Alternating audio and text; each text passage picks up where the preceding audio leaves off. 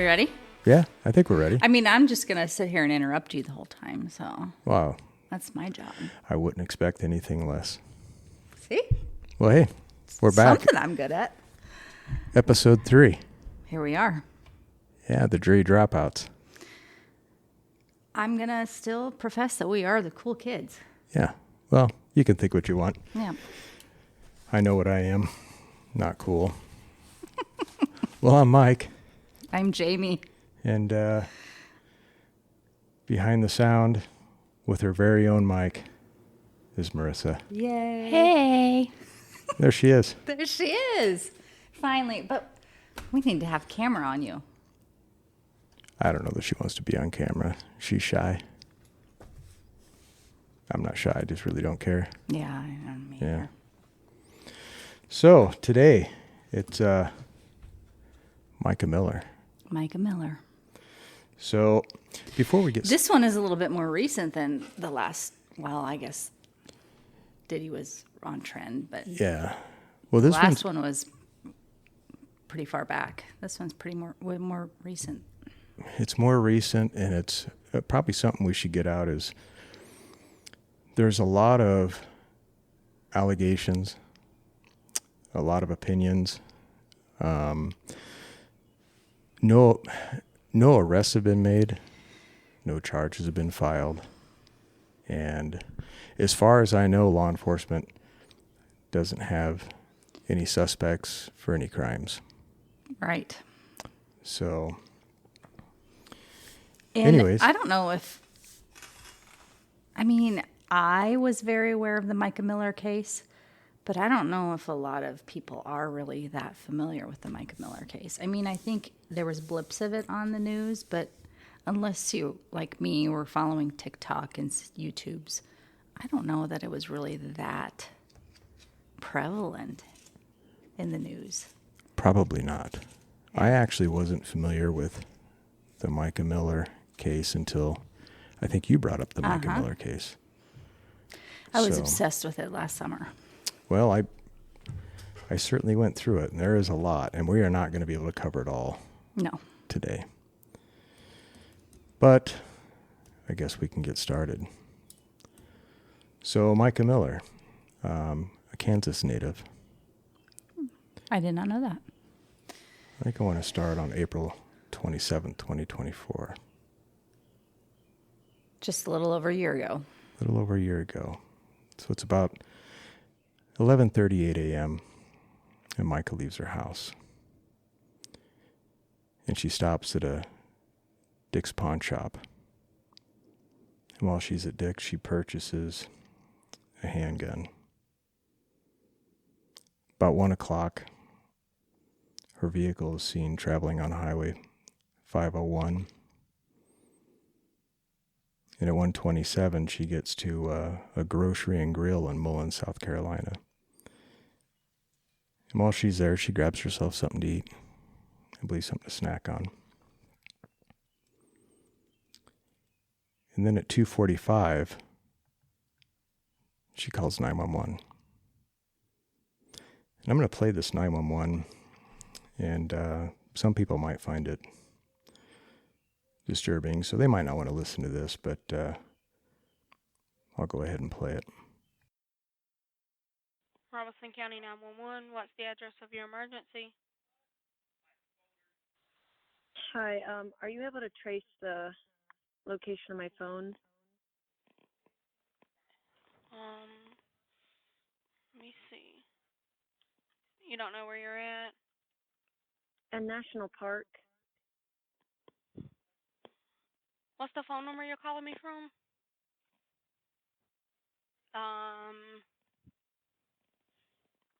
Where's the park located at? In Fair Bluff. Let's see. I have my location on, I think, on my phone. Find my phone is on. I just did my my location. Okay, I'm showing, hold on one second. don't think you are in Robeson County. Are you at the Lumber River State Park? In, Yeah, that's where I am. okay.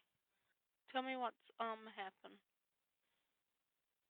Um, I'm about to kill myself, and I just want my family to know where to find me.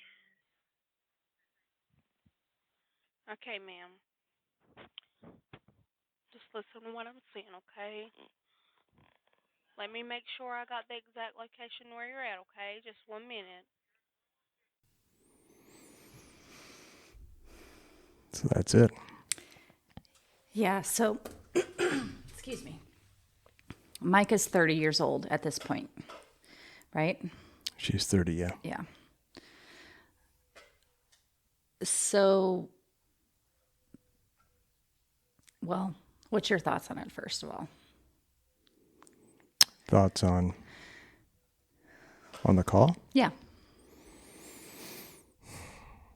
Well, I think that, and we'll get into more of this later, but I think that she struggles.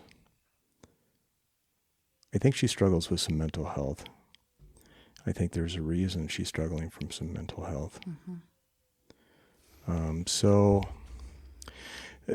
what I've struggled with so far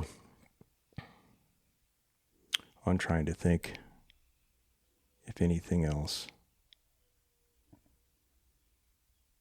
could have affected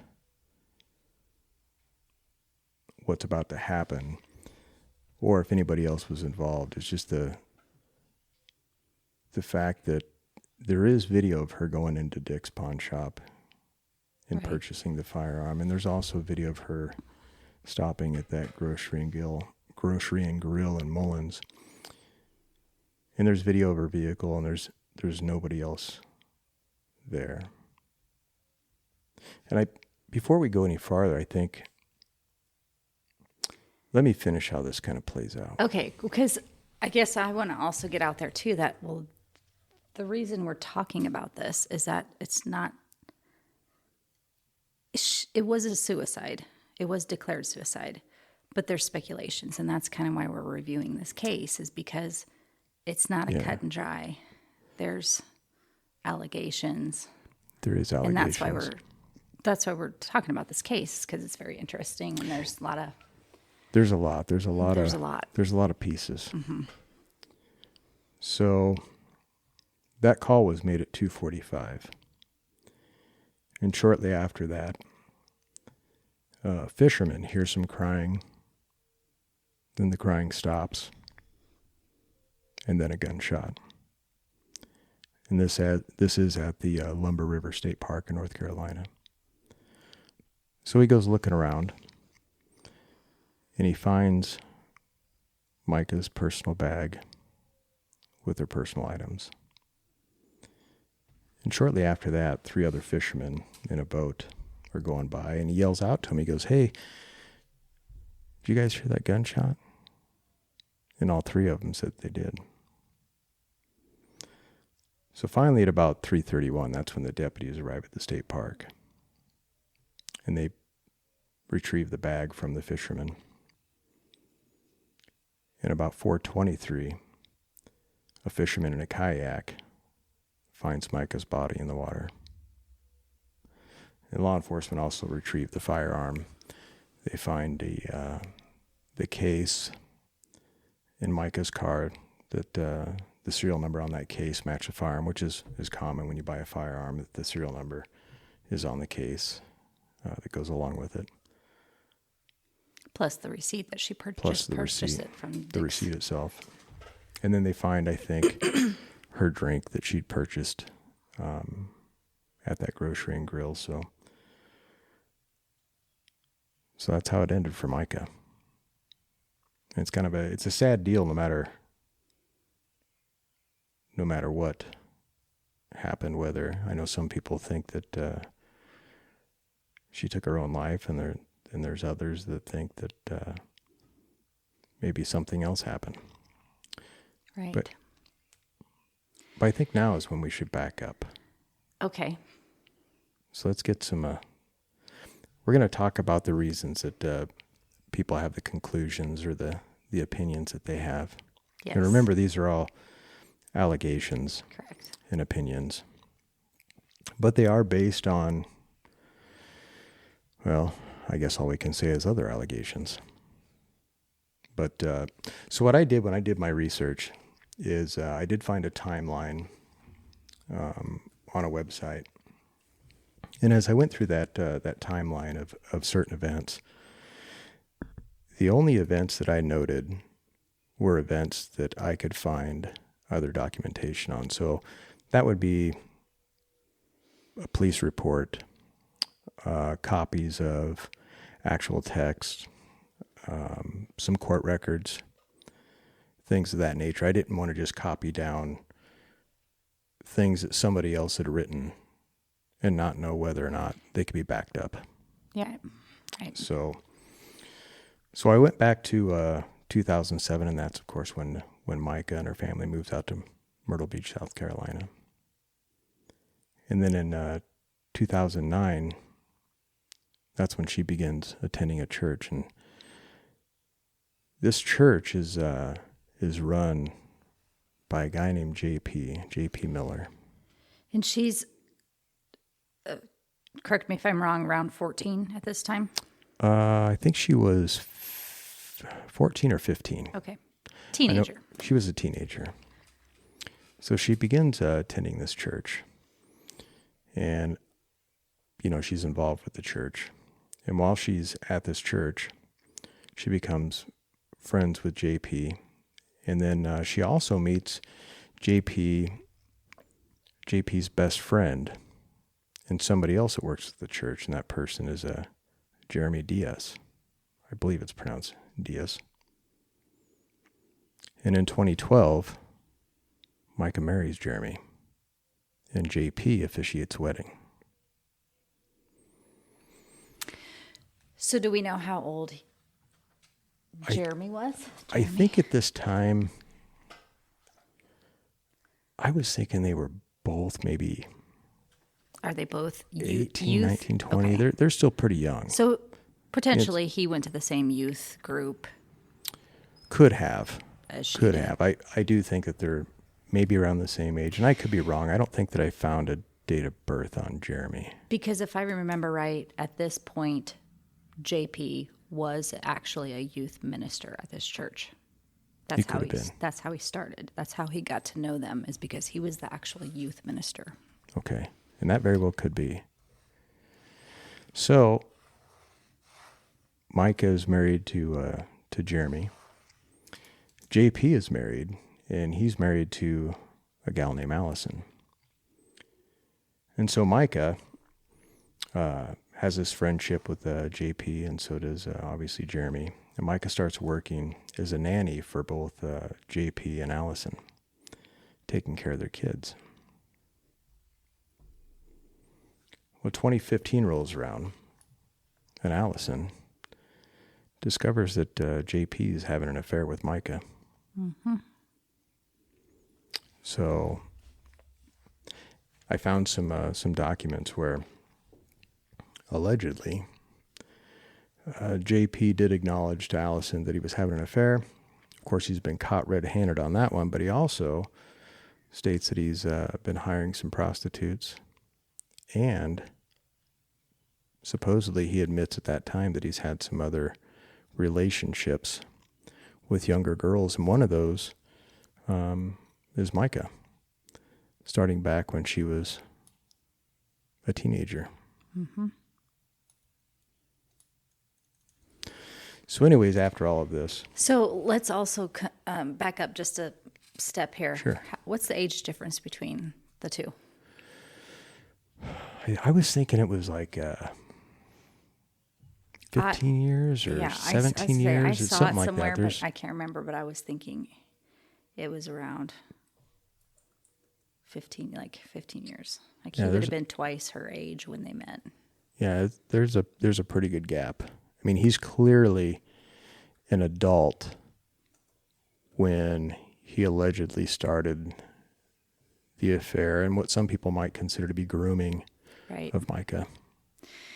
And going back, what I had seen a text that he had, I don't know, texted to someone that he had, when he was 18 or 19, he was admitting to having relations with 13, 14-year-old girls at that time. So it's he started. possibly Yeah, he started. a pattern. Mm-hmm. So also in 2015, that's when the church decides that they want JP to enroll himself into some sort of a sex counseling for some problems that he's having. And they believe that at this time that there's these new bylaws, and these new bylaws allow them to vote in who's head of the church. And so they vote JP out. Because at this time, I think he's the head of the church. Okay, was his dad also a minister? Yeah, I believe they both had their own church. I think they might have started the church together, and I don't know if they had multiple churches. And I could be wrong, but I was thinking that that's where he was the youth pastor for his dad's church. I could be wrong, but I think that's how it got started, and then they formed their own after that. I think I might have read something to that effect. Uh-huh. So anyways, the church votes him out. But JP claims the bylaws that he wrote, not valid. Mm-hmm. And he says, nope, Go figure. I'm not stepping aside. So the church, the members of the church, they all bail. So the congregation is all but gone. But he doesn't quit. He builds a congregation back up. Only this time he builds it up, and I think he makes it clear that he is the head of the church. And then also that year, Jeremy files for divorce from Mica, and Allison files for divorce from JP. So he's obviously has to build a whole new following. Yeah. Yeah. And I think it's probably, should be mentioned, obviously, if Mica is working as a nanny at the time, that there's kids involved. Now Mica doesn't have kids, but JP and Allison, they do. Yeah, a few. Yeah, I think 3 maybe? I don't know. 3 or 4. I can't remember. But there's a few kids involved. So anyways, that's 2015. And then in 2016, the divorces are finalized, and JP and Mica marry.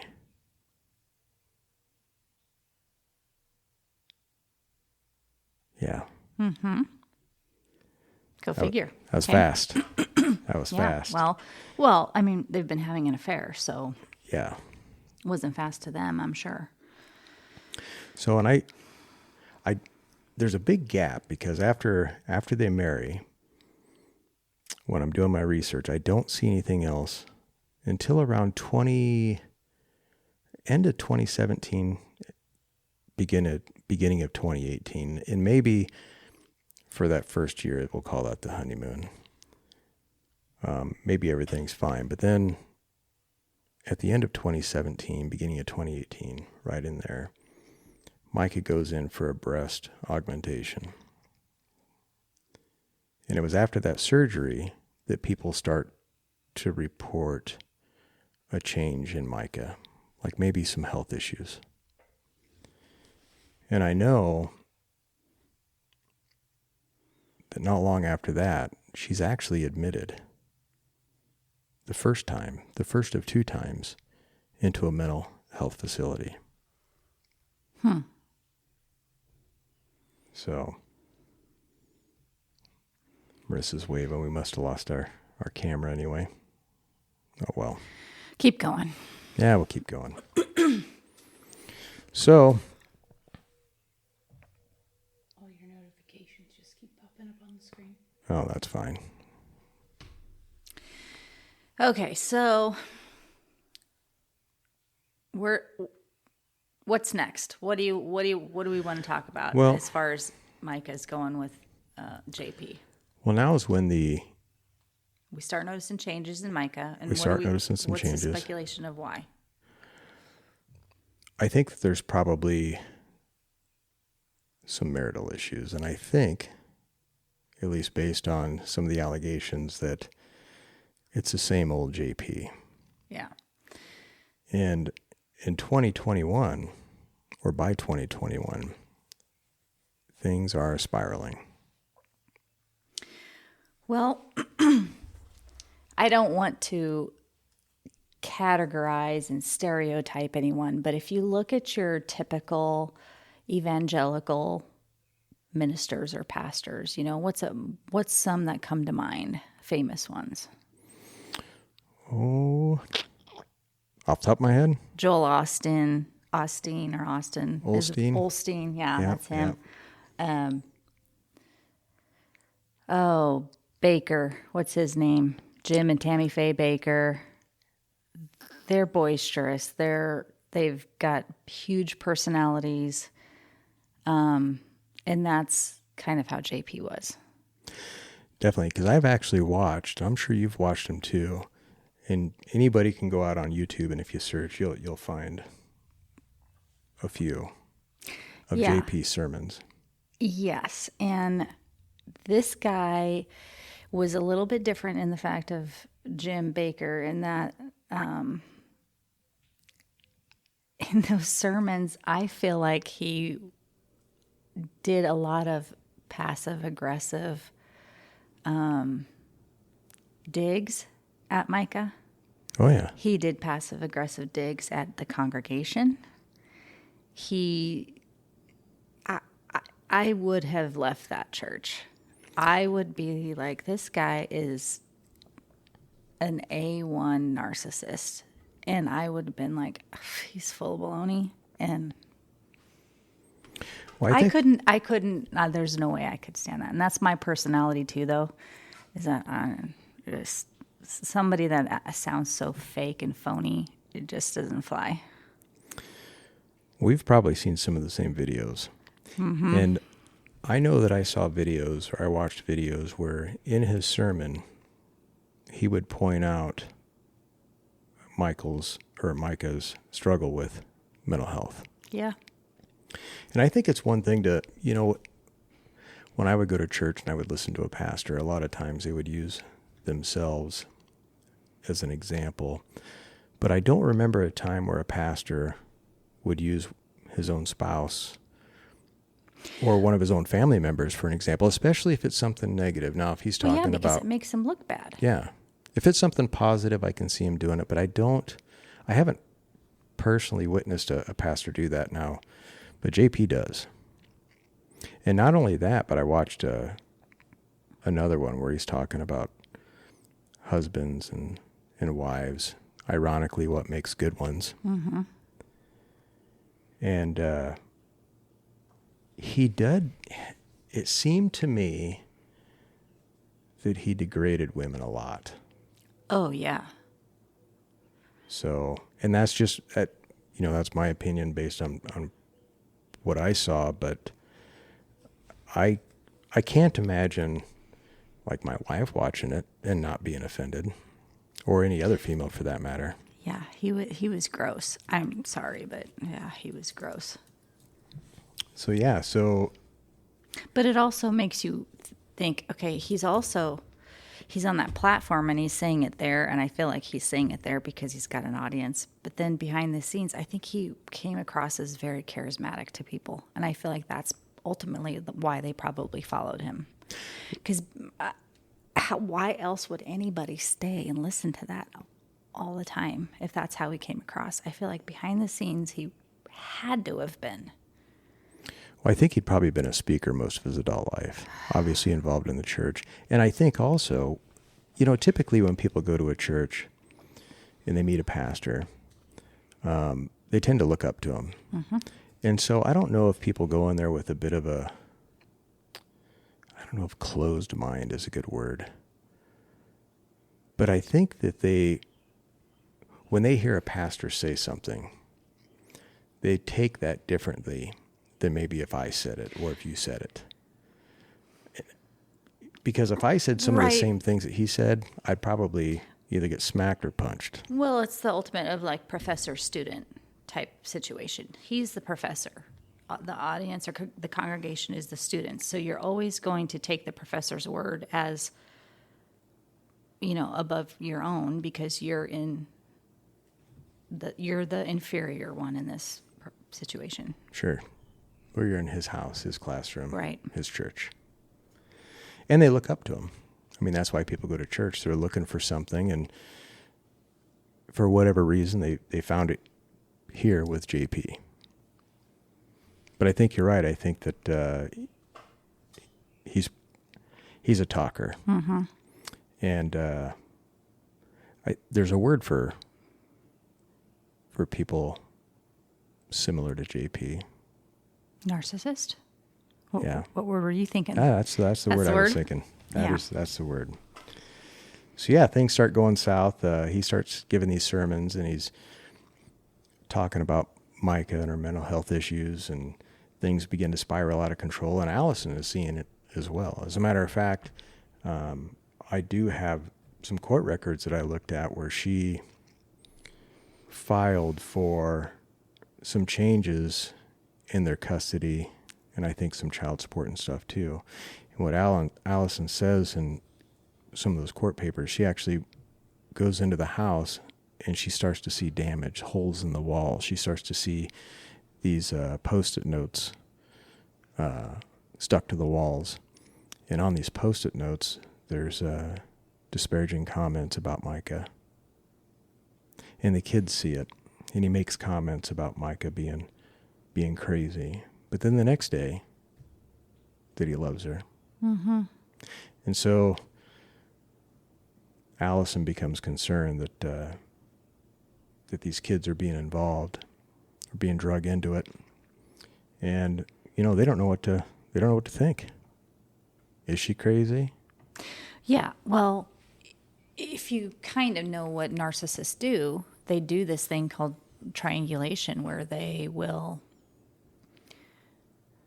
pin people against the person that they're ultimately talking about or going against, so to speak. So if it's JP is trying to gaslight Mica, or I don't know, what do narcissists do? I don't know. Do you call it abuse? Do you call it, I don't know, manipulate? I don't know what you call it, what he's trying to do to Mica, but that's part of the process. He's going to try to pin everybody against her and make her look bad in everybody's eyes.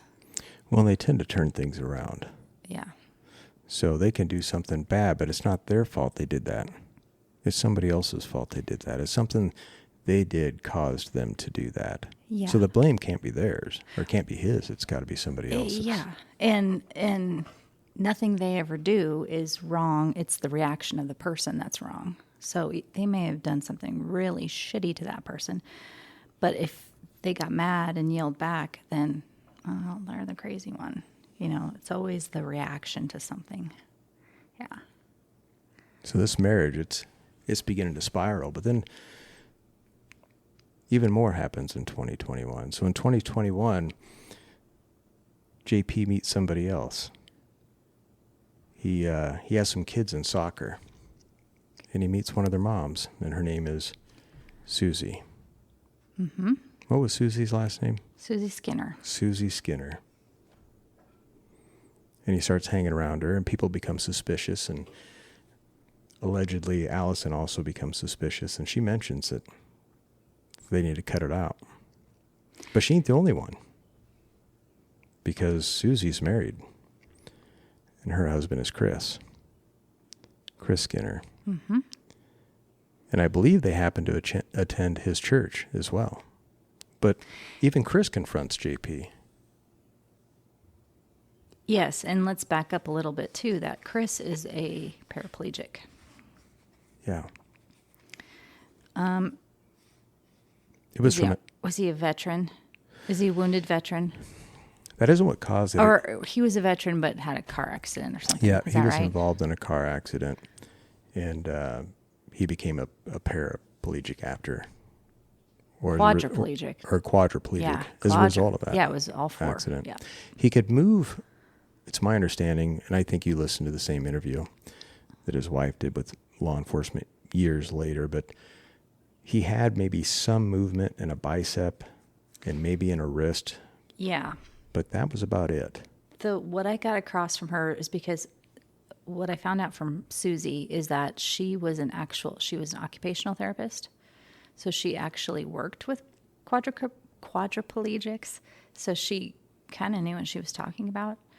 So as his caregiver, she did pretty well. But from what I understand, because he was in a motorized chair, he could raise his arm up with his biceps, but he had no triceps. So then it kind of would flop down. But he also was able to move his wrist, but he had no feeling in any of it. So even though he could move it, there was no sensation there of whether he was touching anything or not. So even though he could control it, it was probably pretty difficult for him. Yeah. Anyway. So one thing that seems to be obvious at this point is JP is not very good at hiding, whatever he has going on with another woman. Maybe that's he just a can't. narcissist. Yeah, he can't help don't, himself. Yeah, they don't. So other people are seeing this. Apparently, Chris sees it. Allison sees it. I don't know if Mica sees it. I can make that assumption that somebody's brought it up.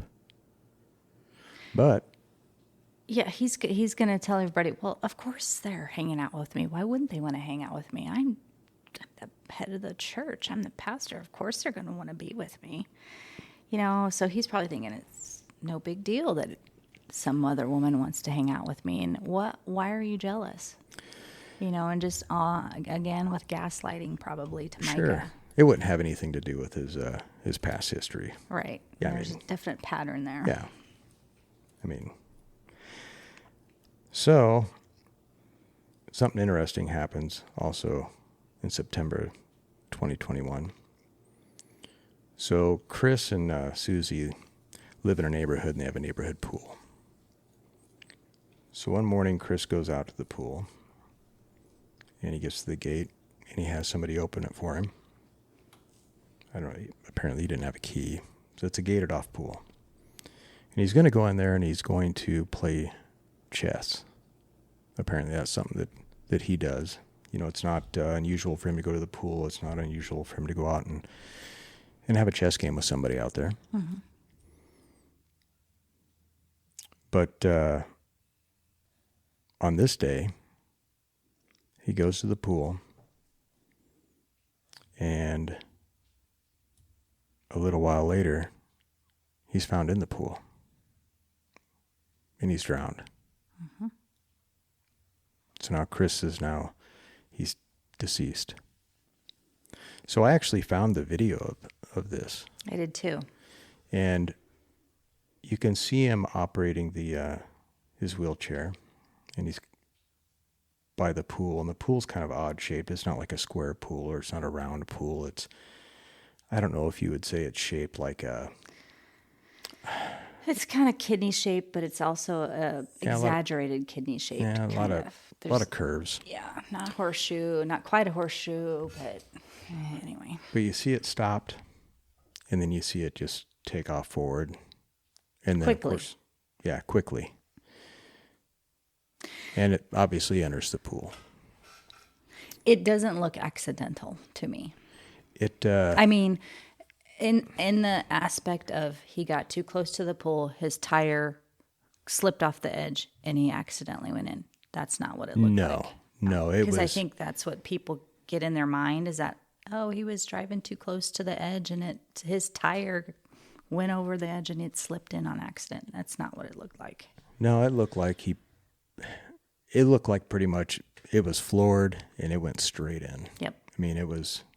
Obviously, it was going. So, so law enforcement shows up, EMTs show up. And one thing that I found odd, and I'm reading through these police reports, is one of the first things Susie says to one of the law enforcement. And, excuse me. Mind you, this part's blacked out, but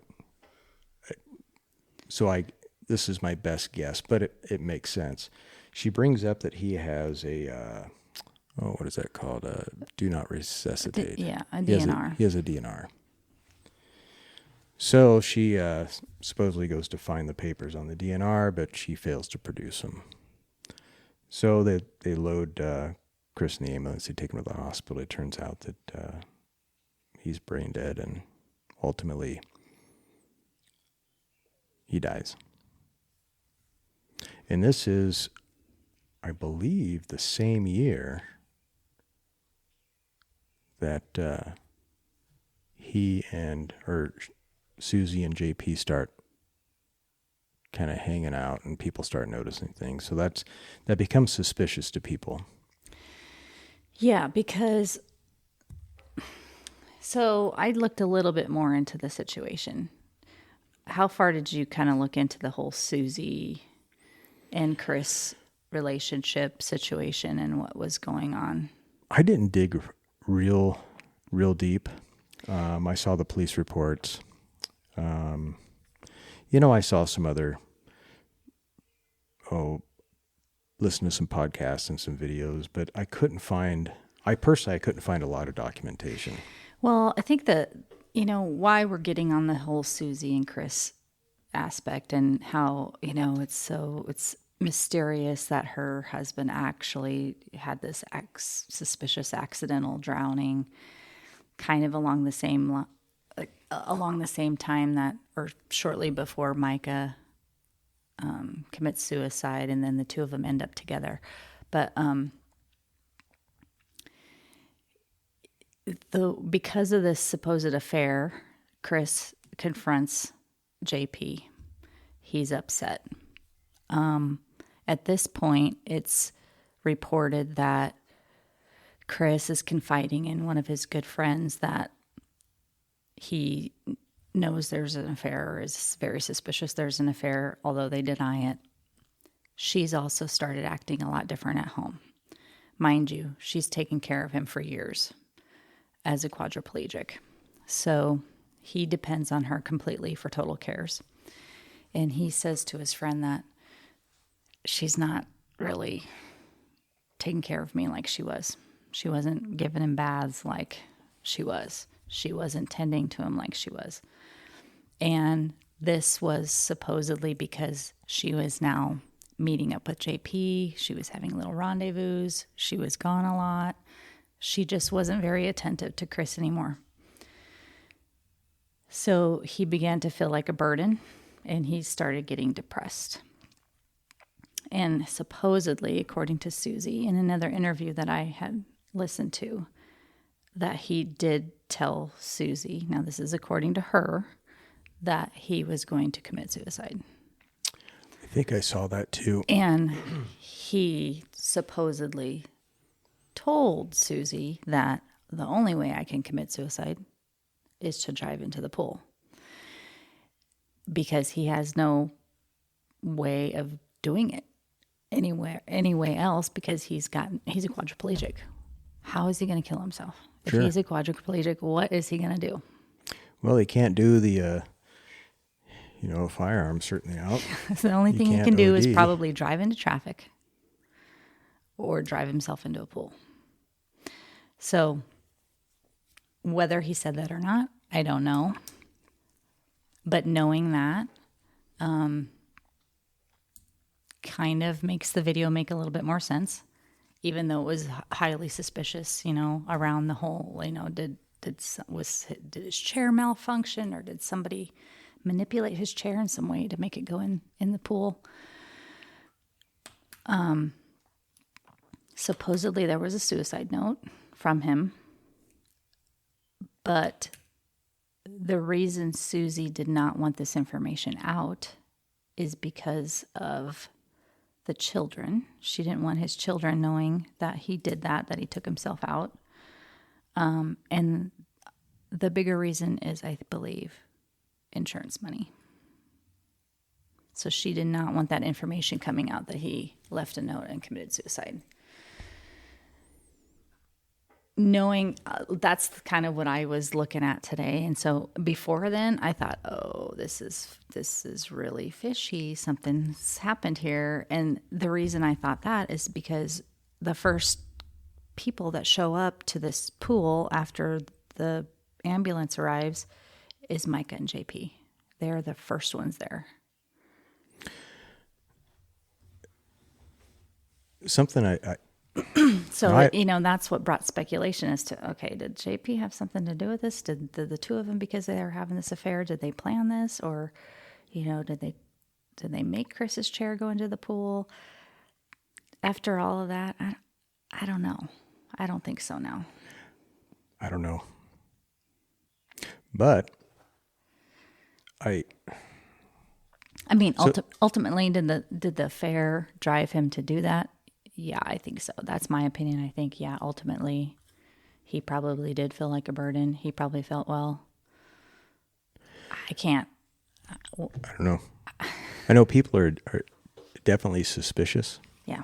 And I think that the reason people are suspicious is probably the reason that maybe I get suspicious or you get suspicious or anybody else that's familiar with this story is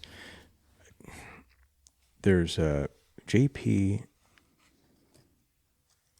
has a history of, and I think probably some mental illness himself. That's just my opinion based on what I see, his behaviors. Something else I think that actually happens in May of 2022 is JP receives a pardon for a felony charge from 1998. So in 1998, and this is also according to some records that I found, he was convicted of assault with a deadly weapon. That deadly weapon's a car. Yes. He hit a woman, correct? I believe so. Yeah. Twice. Yeah. Yeah. So you have an individual that possibly has a history of maybe some anger problems. He is alleged to have had multiple affairs with children, or at least younger kids. I would consider them children. Other adults, married adults.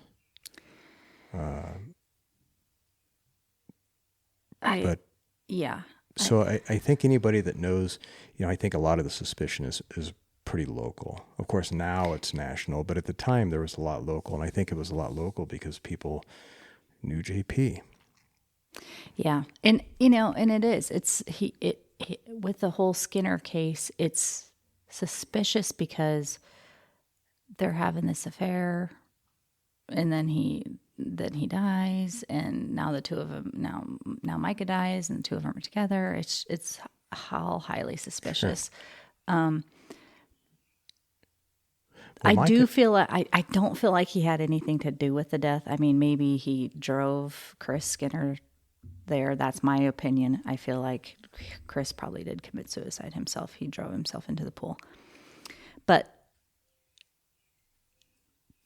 JP seems to be drawn to those women who are meek and kind of malleable, formable, and will do what he says. And from what the reports that I got about Susie is that's the kind of wife, or that's the kind of woman she was, is that she was very,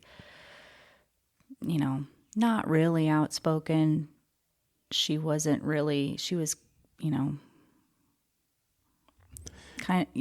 of a caregiver, kind of a, maybe an enabler, so to speak, even though, because Chris, even though he was a quadriplegic, he was a motivational speaker. Sure. So he was very outspoken and he was very, kind of well known. But I think she probably still had some vulnerabilities, and I think that's the word I was looking at, is vulnerabilities, and I think JP seeked out those types of women. Yep. And I think Mica had the vulnerabilities also. And I think so too. And I think that's probably why, allegedly, he had these affairs with these younger girls too, these teenage girls. So, he receives his pardon. We'll kind of move on a little bit because there's not much left. JP's mental health seems to spiral as well. And I think it had probably been spiraling. I know there was a video of him after his first divorce where he's laying out on the grass next to his pickup, and it was, the video to me was somewhat funny because somebody's videotaping him and talking to him. Obviously he's passed out or there's something wrong with him, whether it be alcohol or a mental breakdown. But instead of actually seeking help or even helping him up to his feet, they stand there in the video and they're like, "Are you okay? Are you okay?" Because he sounded so ridiculous in that video. He sounded ridiculous. He did, but it reminds me of a lot of what you see today. You know, something's going on. And instead of lending a hand, the first thing everybody does is grabs their phone. True. So I watched that, and that's what I was thinking the whole time. It wasn't the fact that he was laying there. It's the fact that somebody is videotaping this from 3 feet away. In that guy's defense, in that video, I think on the caption it said something to the effect of "karma's a bitch" or something like that. I don't know. It was something like that. It was like, how does it make you feel? Or like, so that he took the video knowing that JP was kind of a sleaze, you know, and then he was also blaming Mica for all this mental health stuff. And then here he is on the ground like a sniveling little 2-year-old crying, not making his words. You can't even hear what he's saying because he's totally whining like a 3-year-old. And that video was taken by a neighbor who held on to this video for years and ultimately published it, and then basically it was had a long description of what's going on and saying, "Hey, here's your pastor." It was a revenge video. Oh yeah, totally. Definitely. I mean, that guy was waiting for the right moment to post that.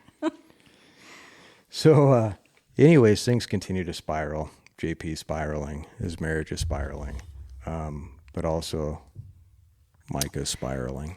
Yeah, and I think it goes into the narcissistic personality, that if a narcissist is getting any pushback or they feel like they're not being believed, then they go into this either rage or like he was doing on the ground, like having this total crisis and not really knowing what to do. They can't handle their emotions, and so they panic and they hyperventilate and, "Oh my God, I'm dying, something's wrong," and just going into a tailspin.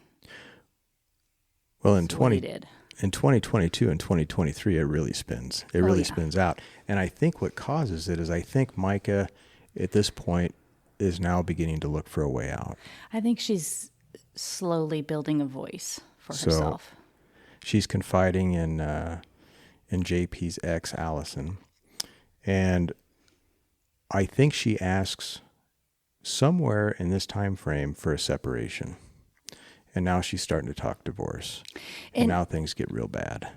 Yeah, because, and let's kind of talk about a little bit of what he's been doing to her. He had complete control over her finances. He had tracking devices on her car. He had location on her phone. If she would go out anywhere with anybody, there he was. He would show up out of the blue. She was totally under a microscope. She couldn't do anything. And he would cut off her debit and credit cards on a whim. Like, she had no control over anything. Well, and I was finding some text. So the funny thing about the internet, you see copies of these texts or screenshots, and now with AI, almost anything's possible to make. But just based on my own experience in law enforcement and dealing with domestic issues, especially women who are victims of domestic assault and who are trying to get out, they go to leave and look at a text, and it's the "I'm sorry" text. Mm-hmm. So it'll start off, they'll maybe get the "I'm sorry" text, and if that doesn't work, then the person the spouse, husband, boyfriend, whatever the case may be, will maybe start to attack. And they'll attack for a while, then they'll go into the, I'm sorry. But somehow, and I don't, I've never been, Marissa doesn't beat me too bad. But Although she probably wishes she did. Well, sorry, Mike. I'm kidding. You don't know what happens behind closed doors. Oh boy, here we go. But they always wheel them back in. And so, well, yeah, that's classic narcissistic pattern. Yeah. And it's crazy. So, and this isn't related to the Mica Miller, but just my own experience and what I would see. I would deal with a female would file a report. There would be some sort of a domestic altercation. And law enforcement go to the scene. They would split them up. The female wife, girlfriend, whatever she is at the time, they would fill out a report, make a statement, written statement about what had happened. And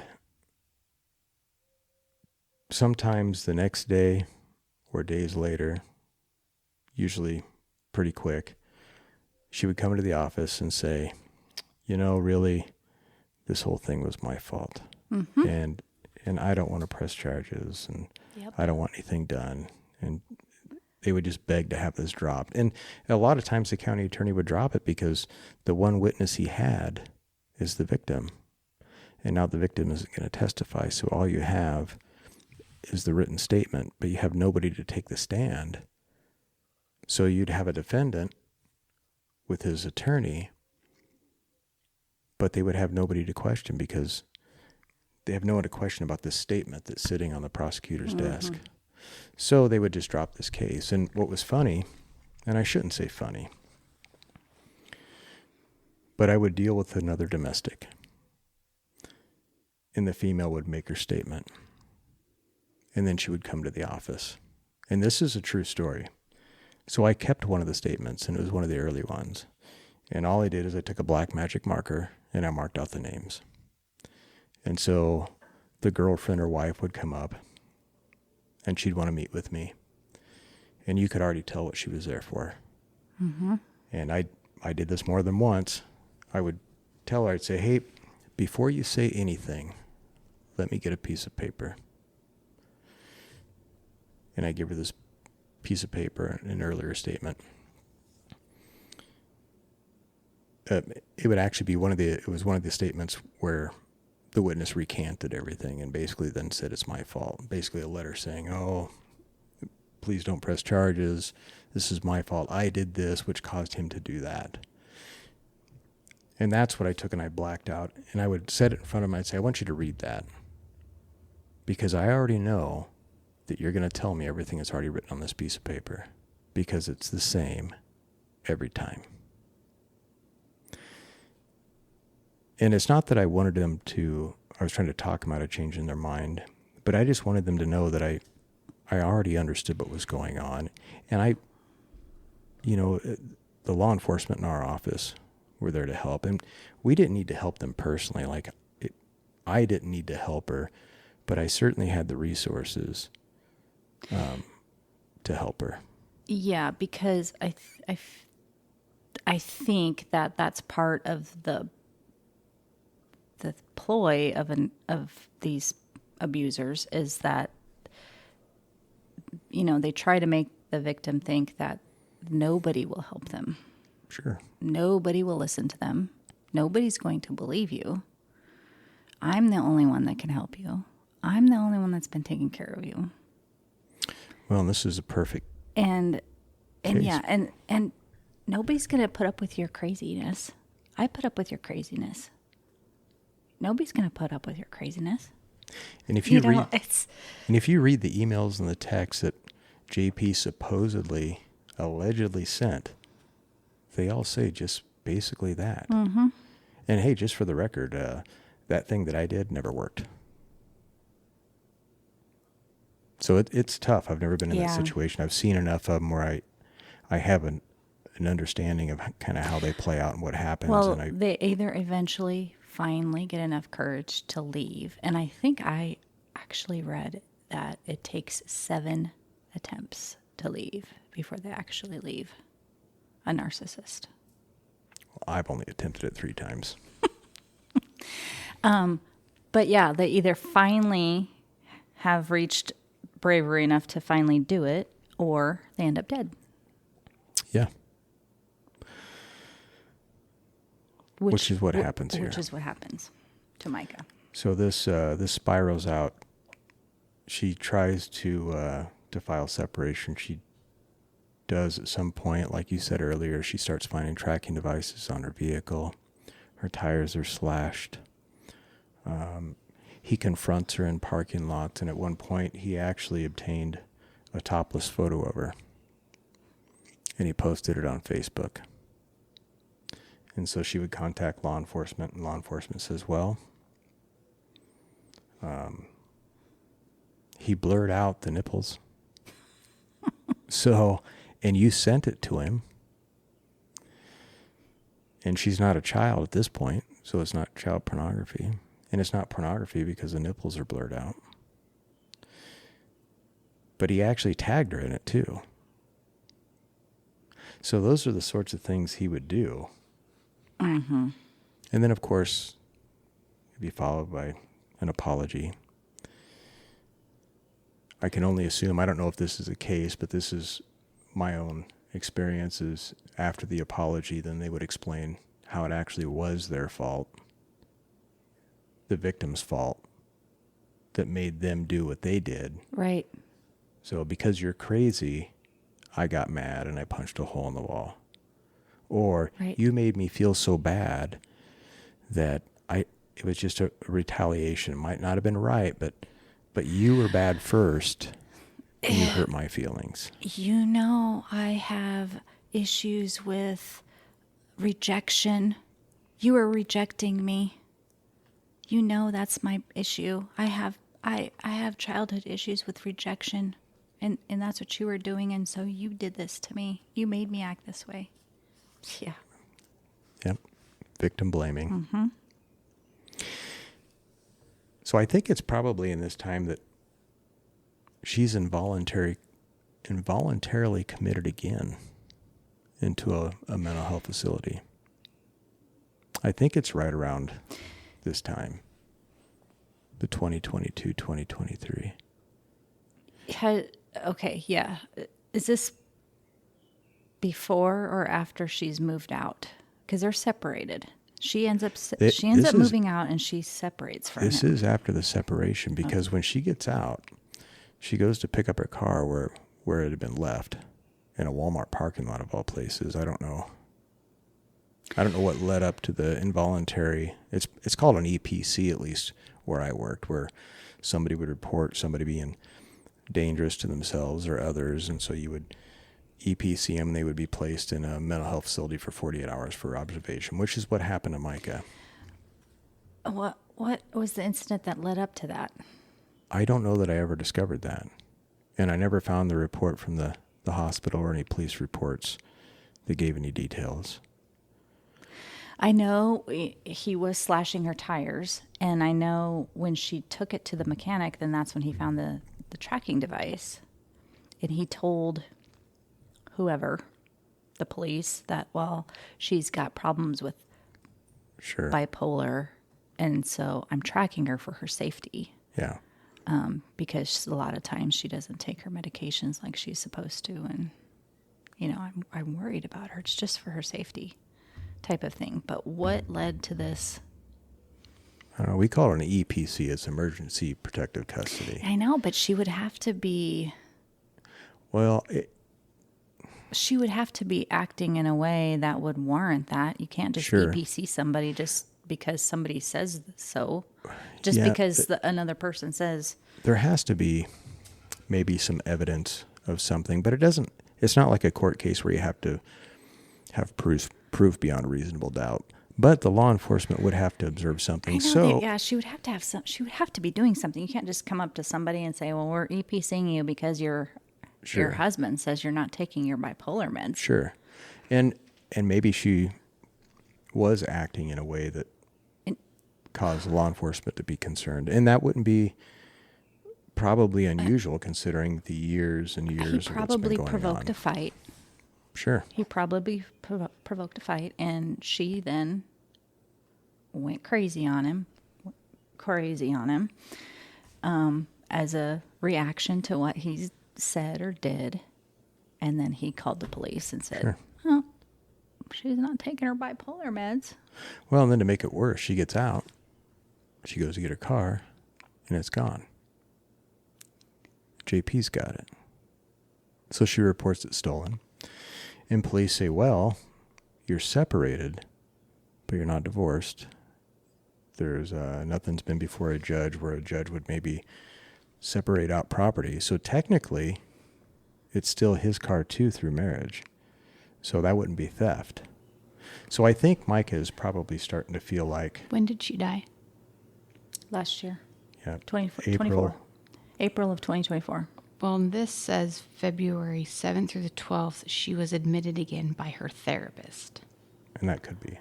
In 24? Oh, okay. I don't think that I'd heard that. See, that's... But because that's what is that when she filed for divorce? Is in February. that does sound about right so far as the divorce date. So in the meantime, she's like doing all of these things in the background. She's devising a plan I think secretly. she's at least trying to. Yeah. So April is when she served him divorce papers. okay, 2 weeks before she died. Yeah. Sure. Okay, so she's building a binder of all these affidavits that she's gotten from people. She's gone around and she's gotten affidavits from others that claim what they observe with JP's behavior to back her up. She's getting a lot of evidence, so to speak, of what he's doing on the down low with finances and things like that with the church. And I mean, she's trying. She's trying to get out. She's trying to devise a plan to get out. She had moved out. She was living with an elderly lady that was going to their church, who kind of took her in. And this lady's actually the one that gave her the retainer for her lawyer. She gave her $5,000 to get the retainer for her lawyer so that she would be able to leave him and divorce him. So she was getting there.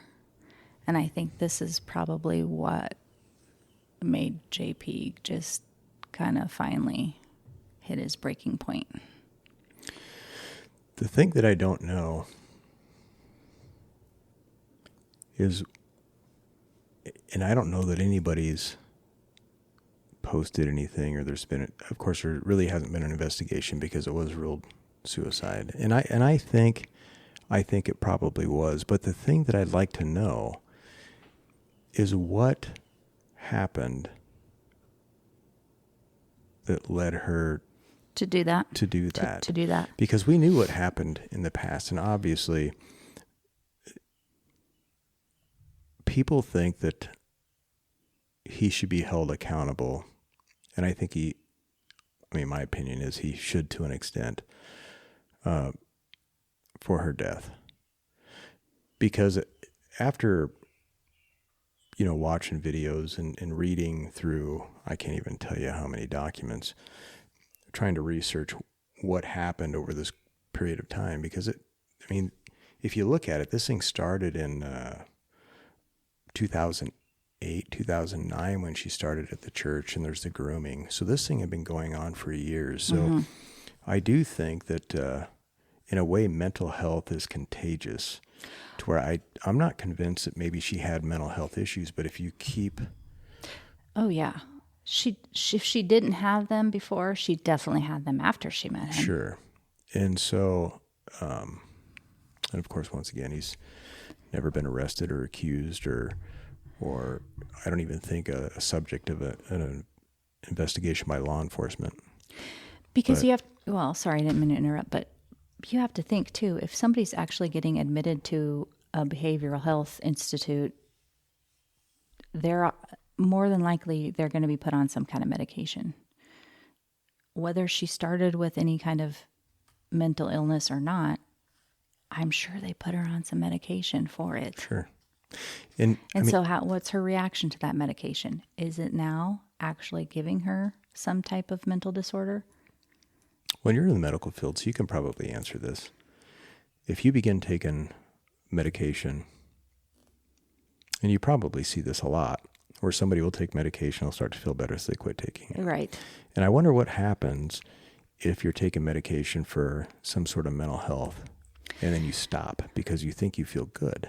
Well, that's what people may speculate she was doing, but her sister actually reported that because of all of the stuff JP was doing and that she knew he would accuse her of not taking her medicine, she would purposely have people watch her take her medication.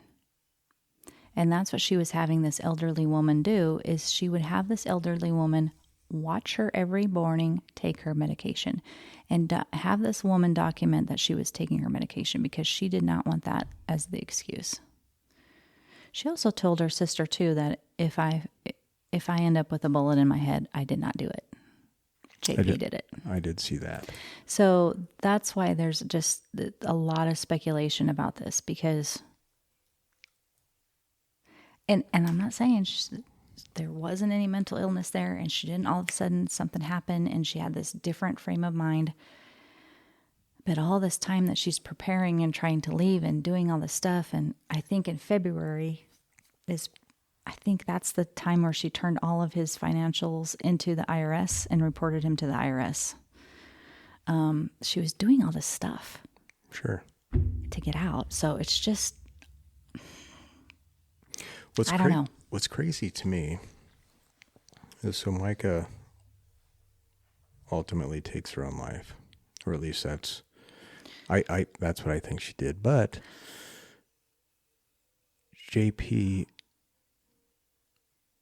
writes the obituary, and I think he actually made an announcement the next day at his church, which that video's out there too, and I actually have it. I'm not going to play it. It's bizarre. But he gives the entire sermon, and at least to me, he didn't seem very sad. And then at the very end of the sermon is when he makes the announcement. Of course, he mentions that she took her own life, and then also mentions that she had struggled with some mental health issues. And then he tells everybody, but don't speak about it. Just get up and leave. Yeah. And also, and don't forget to tithe. Don't forget to contribute financially. Sure. And he doesn't stop there because you know what happens next. Got himself a new girlfriend. Mm-hmm. Yeah. Susie Skinner. Now they're married. Congratulations to the happy couple. So this happened. They just got married. They just got married 4 days ago. And really, and just over a year ago is when Mica took her own life. Mm-hmm. And if you read the obituary, when I know you did, doesn't he talk in there about how they were so great together and he talked about himself in Sure. her own obituary, Yeah. So it's bad. He said, "Oh, Mica she just lived to be the best wife, and she always told me that I was the best pastor. She always told me that I was the funniest." And isn't that just gross? It's bad. It's gross to have him turn it on praising himself. I thought I had printed it off. And I don't know where it's cringy. At. Is it in the basement? No. Well, we're not in the basement. But yeah, it's bad. It's cringe. So, I don't know what's going to happen in the future. I certainly would hope Susie watches her back. Well, I don't think he's going to change. That's just my opinion. This has gone on, his whole life if you really dig into it. No, because I think, ultimately he's seeking the praise from somebody. Because I think it's probably, he wants that admiration. He wants that somebody to look up to him, somebody to praise him, somebody to dote on him. He wants that. And I think after a while, then that wears off. Well, he's got to have something shiny and new. Yeah. And so he'll start affairs again, and the cycle will start all over again. Yeah. So what do you have I don't want to yell into this mic. Do you have an opinion on what you think happened? I mean, there's a lot of opinions out there. Some think that, for starters, my opinion with Chris Skinner is I believe he did commit suicide. I don't think his chair was tampered with. I think he probably did. And I think because of the situation, I think because of the affair, because she wasn't spending time at home, he did probably feel like a burden. I agree. I feel the same way on that one. Mica, probably the same thing. Right. I feel like the only thing is like you think about things like she stops at the gas station and gets a sandwich and a drink minutes before she's going to kill herself. Sure. It's odd. That's odd. So it's just, I don't know. It's, you think about stuff like that, but I don't know what I would do. I've never been in that state of mind before. I haven't either. So who knows what goes through somebody's mind? I've worked some suicides, and to be honest, they're never the same. And just because she was doing all these things to leave, to divorce him, if she's in the mental institution or mental health hospital in February, this is April, a couple months go by, how do we know what medication she's actually gotten added to her regimen? How are they reacting with her? I don't know. It could be a situation where there's a chemical imbalance in her brain, and all of a sudden she is just. That's why I'm just interested to know, same. And maybe I missed it on did something happen in them last couple of days, or that last day, or that morning. I mean, what triggered it? I mean, she went out to a pawn shop and bought a firearm, and like you said, she stopped at a gas station, and then ultimately she gets to a park that's not even in the state that she resides in. She goes to North Carolina, and I looked on a map, and it's about an hour away. It's about an hour away, and so I don't know. The only thing is that there's footage on there, and I know this is all speculation and theory because there's no real way, but the camera footage shows a pickup supposedly following her, and this pickup suspiciously kind of circles this gas station a few times. It seems like it's watching where Mica goes. Mica pulls out, the pickup follows. It's odd. Sure. And people have done some digging, and that's what Mica had reported on to the IRS, is that he was hiding a lot of assets. He was hiding a lot of financials, and he would hide them in his kids' names and his friends' names. So one of his friends was also a pastor by the name of Mark Kaufman. And so everybody said, well, this JP drove a blue pickup. That wasn't JP's pickup. But a couple that were friends of Mica and JP had met them a few times. And when they had seen JP out and about, he had this charcoal gray pickup, the one that was seen in this video camera footage. Turns out this gray charcoal pickup was JP's pickup, but it was under this Mark Kaufman's name, which is proof of what Mica had been saying he was doing, was putting his assets in other people's names to hide assets. So that's kind of where that speculation is coming from, is that why was he tailing her? Well, he obviously had a tracking device on her car. Sure. So and I think for him actually a private investigator put that on her car. So for him to tail her would probably not be out of the scope, but was he there when she did it? She probably did it, I don't know, to herself. But was he there? Was he there soon after? The crying that the fisherman had heard.